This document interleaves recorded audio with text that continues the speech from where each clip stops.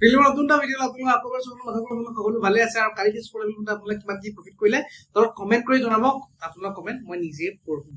এতিয়া হেবিলাক কথা বাদ দি কালি কিধৰণে ট্ৰেড কৰিব লাগিব তাকে আমি আপোনালোকৰ কাৰণে সুপাৰ লেভেল লৈ আছো আপোনালোকৰ সাইডত দি দিয়া হ'ব ইম্পৰ্টেন্ট জোন ইম্পৰ্টেন্ট লেভেল য'ত আমি কাম কৰিম আৰু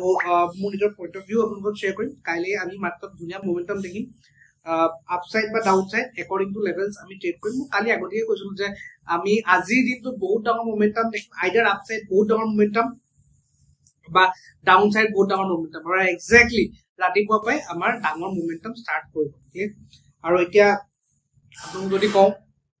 ইম্পৰ্টেন্ট লেভেল বা কেনেকৈ ট্ৰেড কৰিম 23028 ৰ ওপৰ মাৰ্কেটত আমি আপ ট্ৰেন্ড এটা দেখা পাম level to level target 23,096 next target তারপর একটা জোন থাকিব জোন হয়তো সাইডওয়েজ খেলিব পারে 23,120 রেঞ্জ লৈকে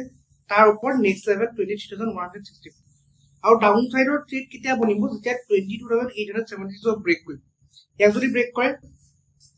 ডাইৰেক্ট আমি টাৰ্গেট দেখিম 22,807 হয়তো 22,807 হয়তো এটা বাইং প্ৰেছাৰ আমি ফেস কৰিব পাও ইয়াত যদি ভাল যদি বুলিশ প্লেনৰ মানে আমি আকৌ আপসাইডৰ ট্ৰেড কৰিম ক্লিয়াৰ আৰু যদি ইয়াক যদি সাস্টেইন কৰিব নোৱাৰে তেতিয়া আমি একেবাৰে 22,730 তো লাগে ডাউনসাইড প্ল্যানিং কৰিম ক্লিয়াৰ বাকি আনঅৰ ফাইনান্সিয়াল এডভাইজাৰ